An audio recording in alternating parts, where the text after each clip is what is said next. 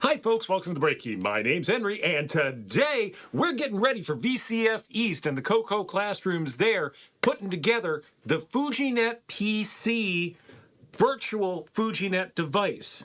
Now this is going to involve some building, and it's going to involve building on two platforms. I'm going to build on Windows, and I'm going to build on a Linux environment, specifically Ubuntu Linux.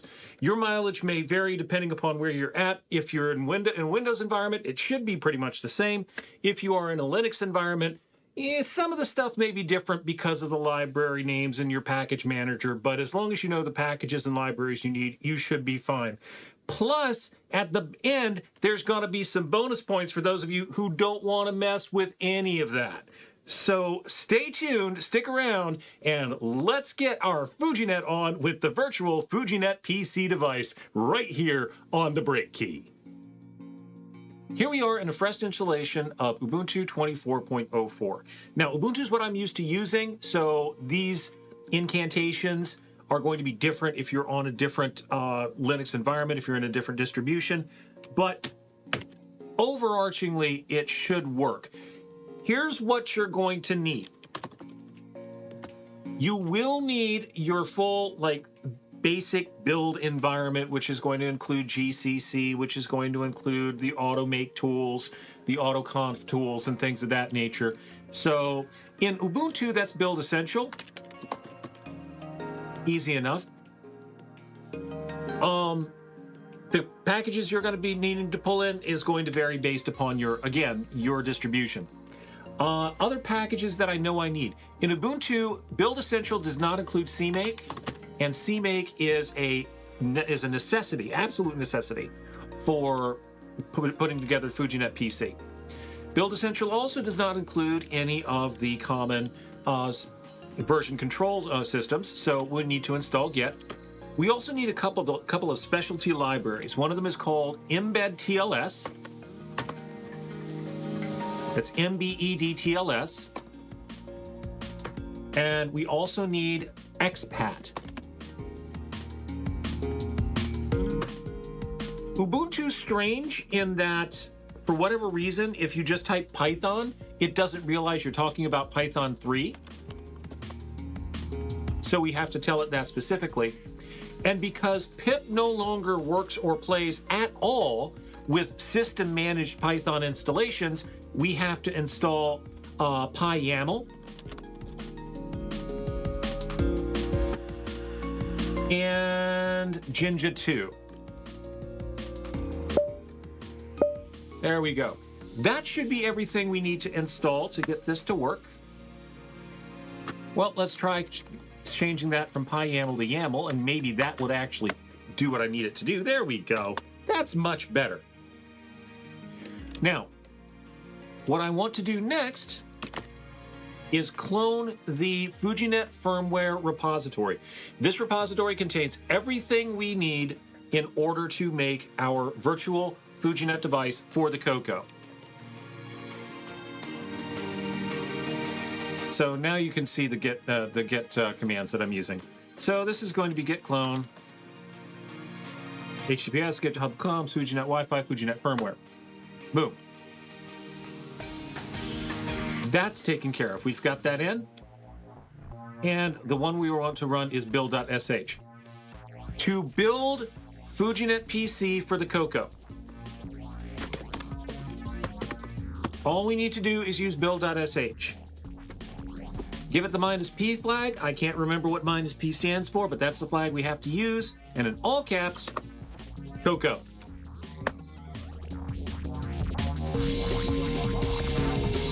Lovely. It's in the build.dist folder. So I'm going to, and on the virtual machine itself, I want to plug that in. Whoops. That is not what I wanted to do, but that's okay. Finish that, and we'll click apply, and we will actually go back over here, make you big again, and I should see that. Lovely. There's a reason I'm doing this. FujiNet firmware, I want to go to build, and I want to take my dist, grab that, run it over here. that. All right, and let's close that. Let's close that, and let's run this. And it's sitting there waiting. So while that's sitting there waiting for connections, let's see about grabbing MAME. We'll just grab it from the Ubuntu repositories. That's not going to be a big deal. And something that really throws people for a loop is, how in the world do I get this set up? Well, the thing that probably is an issue for most people who try to run MAME is there's a little bit of configuration that has to be done prior to actually running the program itself. So you can go through and you can fiddle with the initialization files. That's all well and good. But the easiest thing to do is to figure out where is MAME looking for its files. So there's a whole bunch of command line options that you can give MAME that will query that information and do wonderful things. So in this case, MAME show config, and because I'm in Ubuntu, I have access to grep, and I can look for ROM path. That's going to tell me where I need to put it. Home MAME ROMs. So let me do this. Got that. Okay. Now let's run an incantation which will pull the ROMs down. And this should grab all the CoCo related ROMs for MAME. Lovely. Absolutely lovely. And that should take care of it. Now, if I've done this right, I should be able to run MAME with no issues, and it should come right up. And, well, no, I forgot about something. There is one configuration thing that I do need to change, but I'll change it once I get there. MAME CoCo, tell it what I'm going to do. I want it to be windowed. I do not want it to grab the mouse. I want the resolution of the window to be 800 by 600. And let's see, what was the other thing? I want it to change what it's doing with the floppy drive controller. And I want that to be HDBK12. HDBK12 is the Becker port HDB DOS for the CoCo 1 and 2. If I were running a CoCo 3, I would change that to HDBK3, but I'm not. I'm running HDBK12. Let's see, press any key to continue. All right, now it's stalled. You heard the beep, but it's stalled. And that's because it hasn't had the Becker port turned on in MAME itself yet. So if I hit the insert key, all right, insert on this installation gives me my UI. I hit tab. I go to machine configuration, turn on the Becker port, return to the previous menu, close that, we should be good. And now if I quit and start again, bang, there we go. FujiNet's loading up, no problem whatsoever. Let's go to apps.errata.online, let's go to the CoCo, let's go over to FujiNet, and let's grab our favorite ISS, drop that into drive 0, and we will break out. Drive 0. And you can see over here that FujiNet is reading everything. That's exactly what you see when you've got the serial terminal hooked up to your real live FujiNet device. There it is, pulling the data, and there's the International Space Station showing up right there on our screen in MAME. Great, wonderful. Now, this is important because MAME gives us our debug capabilities. So if I simply add an option, minus debug, there we have our debugger, and if I hit F5 over here, if I hit F5 over here,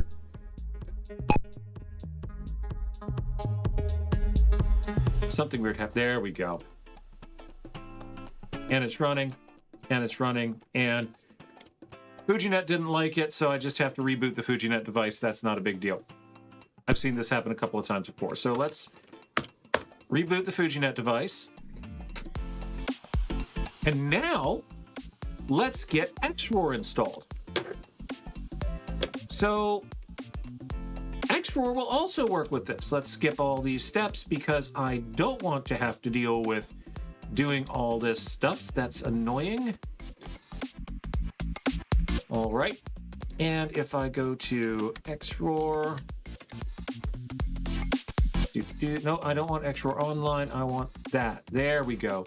Debian snapshots. Okay. Since I'm running Ubuntu, I will grab the snapshots from the PPA on Launchpad. There we are. Now we can see what's going on. Yeah, and it's grabbing it from 60 right there. You can see it's doing that. Now, what about the ROMs for XRoar? Because we do need to get those ROMs in there or it's not going to work. And getting started under Linux Unix. And I need to put them into //.xroar/ROMs. So,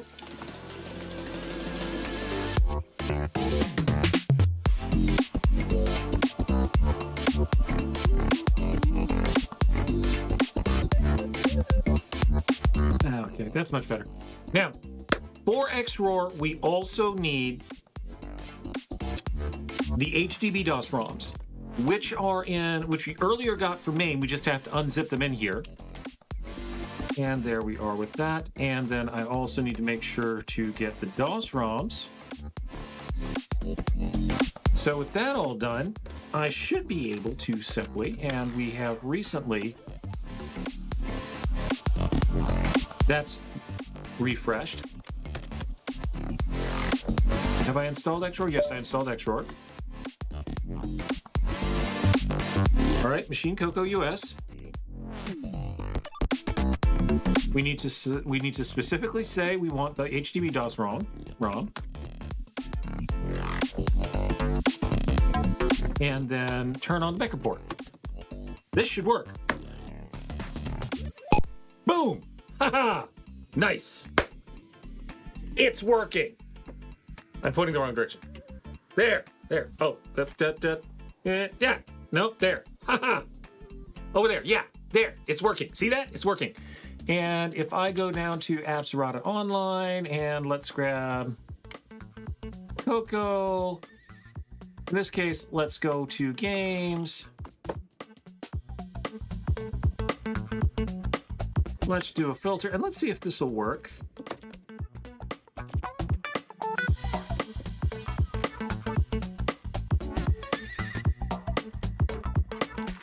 Ah, that did work. Lovely. So let's grab that. And grab that. We'll drop that into slot 1. Breakout. Switch over to that drive.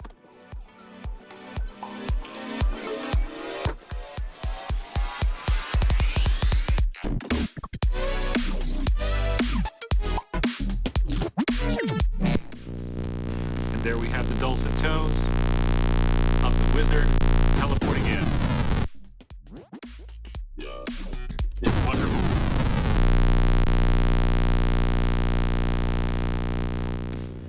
So for Windows, it's a bit more of a faff. Everything about FujiNet-PC was built in and around a POSIX-ish environment. So doing this in Windows requires just a bit more preparation. The first thing I need to do is grab the MSys tool collection.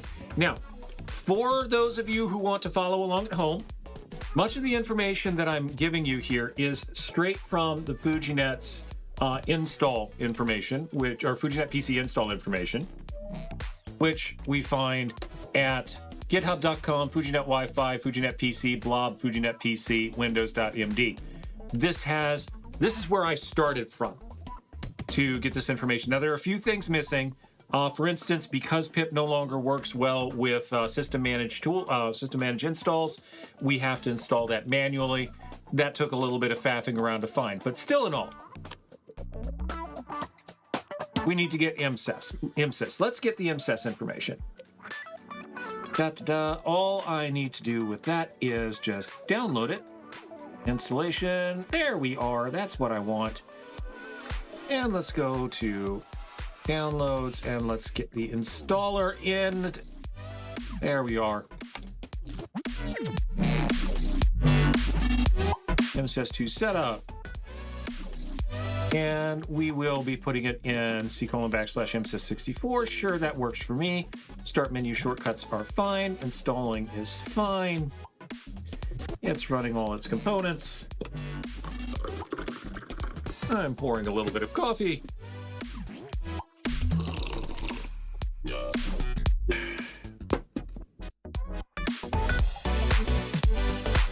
And let's run MSys2 now.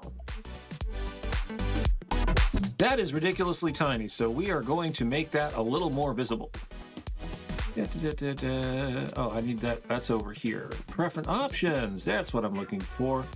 Text. Select. I do not want 9 point. I want something along the lines of 18. So that'll work. We'll apply that, and now I can see what's going on. We'll save. All right. Now with that in place, I need to do the following installations. I need the base development. I need MinGW. I need the Clang toolchain. I need the Clang CMake. Python pip. I'll put that in there, even though, like we were saying earlier, pip doesn't really work well with it anymore. And we do need the embed TLS library. Now that's not everything we need because, again, since Python pip doesn't work, we've got a couple other installations we need to do. But with that said, next up is the MinGW Clang toolchains.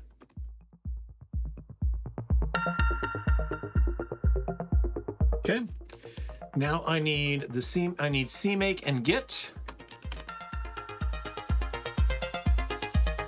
Right, and we'll get Python pip. We'll also grab embed TLS and the two Python libraries that we're going to need: Python YAML and Jinja.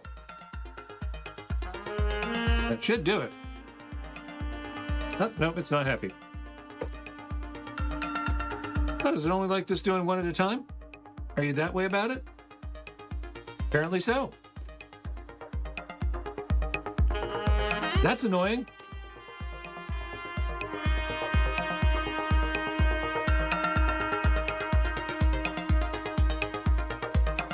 That was quick. All right, now we need the two other ones.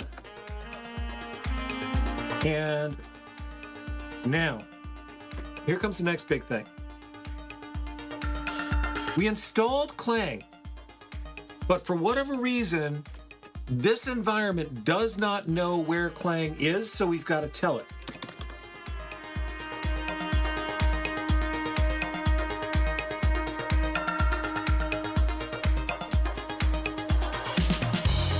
And with that done, I should be able to do the git clone and the build.sh. Let's try it. Nope, let's try it with lowercase. Will it work? What did it not like?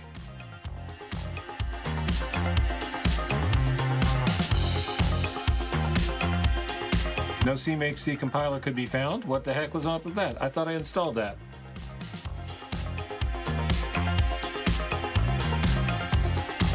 Why is it not happy?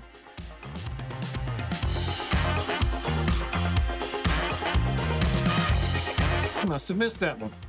I don't know how I missed that one, but I must have missed that one.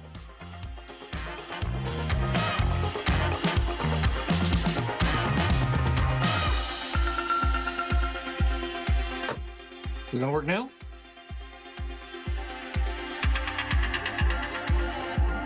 It's happy. It's happy. That's happy. Now, I don't know if it's Windows or if it's the fact that I'm running on a virtualized environment, but this one runs, as you can see, quite a bit slower than it does in Linux. I don't know.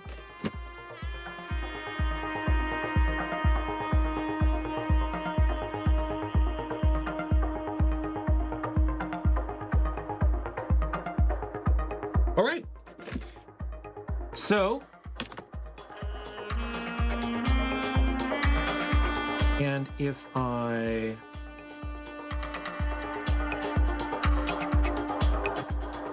lovely. There we go. Now, this has generated a Windows native FujiNet.exe, and specifically a Win64 native FujiNet.exe. Now, within the MSys environment, that's fine, I can get there. Where does MSys keep this directory structure? And if we go into the directory that we started out with way back at the beginning, and come in here,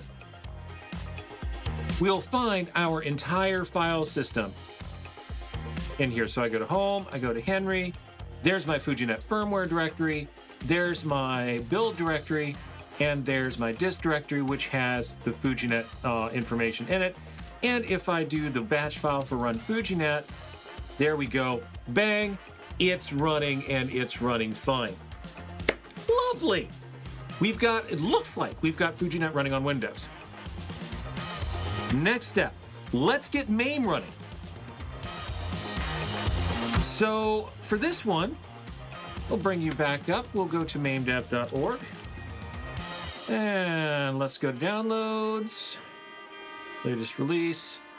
I want the 64-bit Windows binaries, and I don't know that I want them in a .exe. I think, well, the exe, actually, that might do what I wanted to do. Let's grab that and see what it does.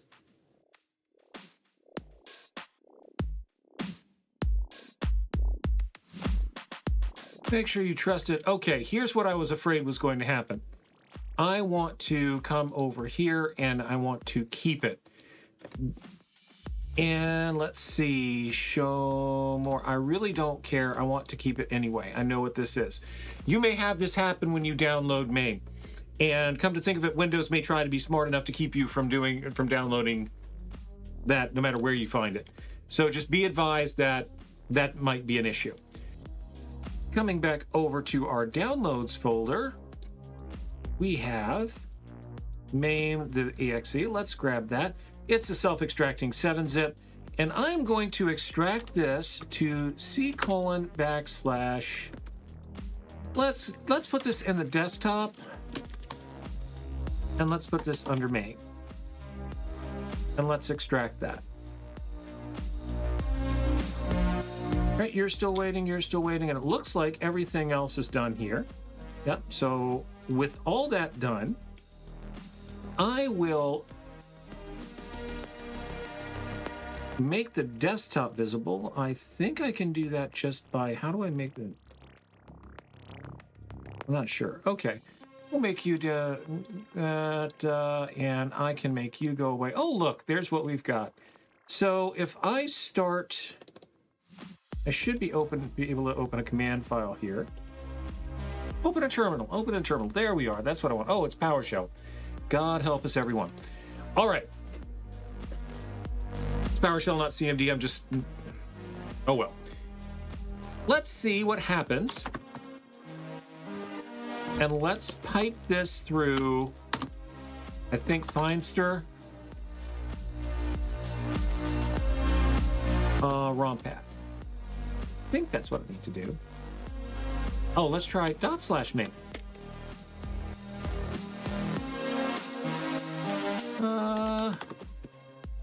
There we go. So let's up arrow that a little bit.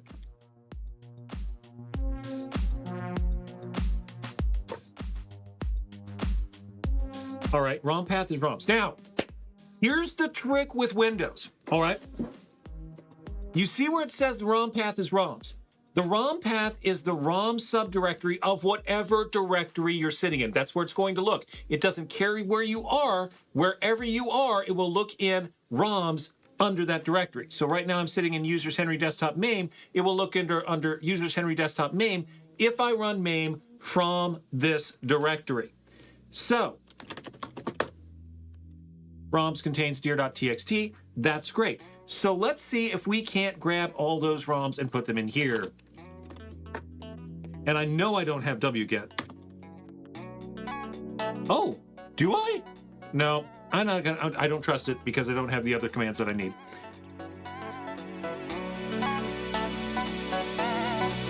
And I should see pretty much the same thing happening. You don't have that up, but you are running. You're not running FujiNet. Did I not have FujiNet running somewhere? I did. All right, it just decided that was missing. Okay, so you're sitting there, you're waiting. Let's see if MAME is going to play nicely with it. So we run, got to do /mame.exe, and we'll do a CoCo, window, no mouse, and resolution 600, and HDBK12. Nope. BIOS equal HDBK12. That should do it. We'll run it, and it It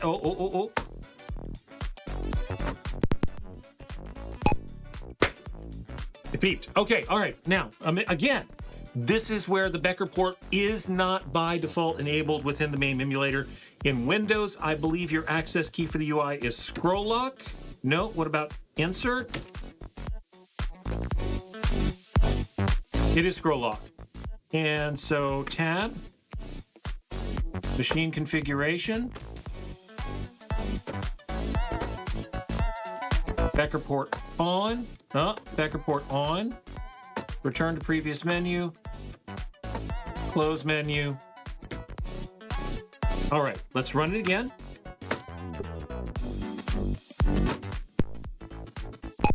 Happy, happy, happy. And we have happy. All right, so let's run to apps errata online. This is a different instance, so of course it's not going to remember what we had on the Linux and on the Linux side. Go down to CoCo. We'll go down to FujiNet, iss.dsk. We'll drop it in drive slot number 0, and then break out.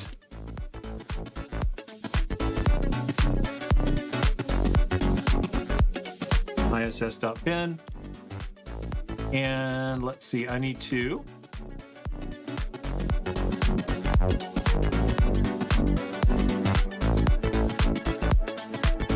we can see that everything's just loading up just nicely, just like we'd expect to see from any other FujiNet transaction. There we go. FujiNet's loading things up. There's our lat long, and there is the ISS somewhere over Australia.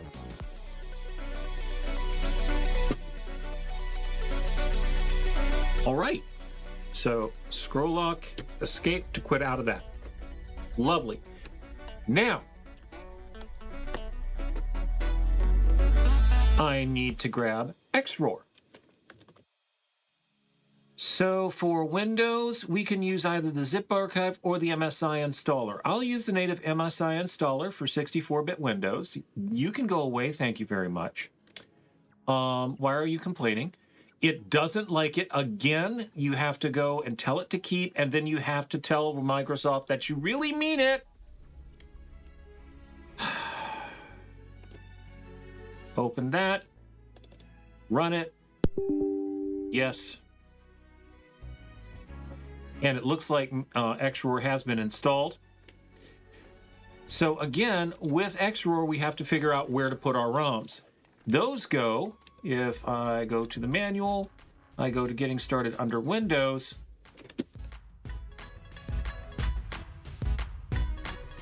Here we are. I need to go to that location. Local app data, XRoar ROMs. So, All right. We've got, whoop. Of course you would. And again, I need to go over to Color Computer Archive. We have to grab this the old-fashioned way because we're on Windows, and I don't know the incantation or the programs to do the wget magic that I did in Linux.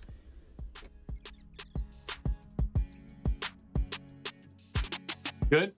And I also need to unzip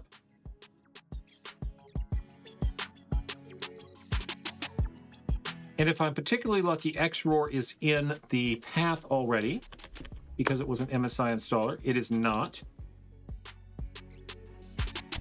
Okay, it's not in the path yet. The MSI apparently did not put that in there, but that's fine because XRoar.exe, and I can do the exact same command line options that I did before. Minus machine. Now in this case, I do want to restart FujiNet-PC.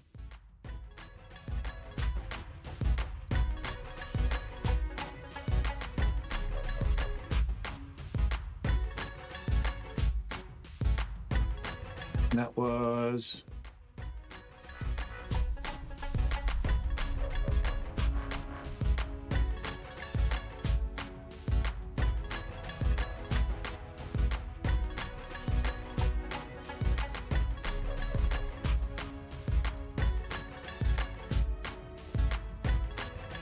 that should be the incantation I need to get that started.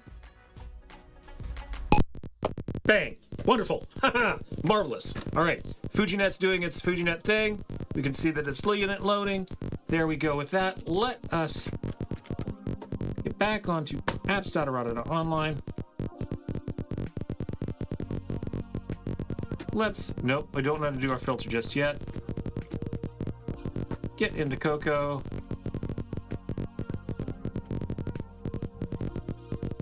Get into games.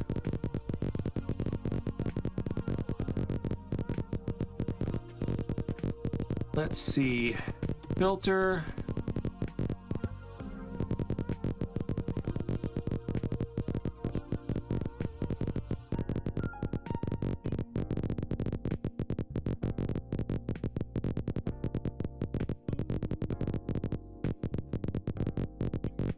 We've already got it in there, so we'll break out.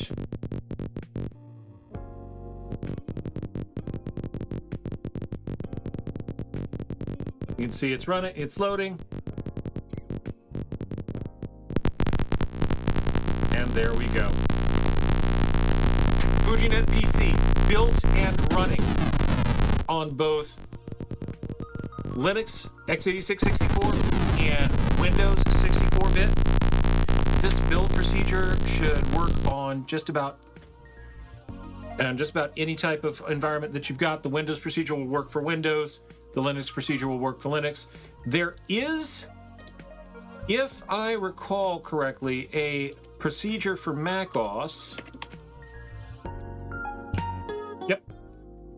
There is a procedure for macOS, and you'll find that at FujiNet-PC macOS.md. I'm not sure how, what all is going to be done with this because, again, I don't use a Mac, but if you do use a Mac, you should be able to follow these steps. And if you're at all comfortable with building things on Mac, you should be able to follow the error messages to get the libraries and things that you're missing in there if there are things missing on that. So there's everything we've got. And while I've got this here, let me make sure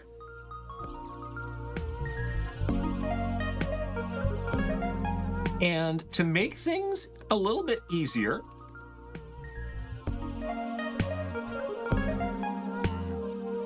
mission necessities, we'll take that.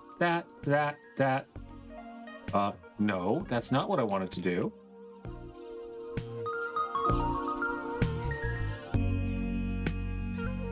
Let's try that again. I want to take that. No, I don't want to do that. I want to take that, and that. And I want to move them into that directory. I want to eject the drive.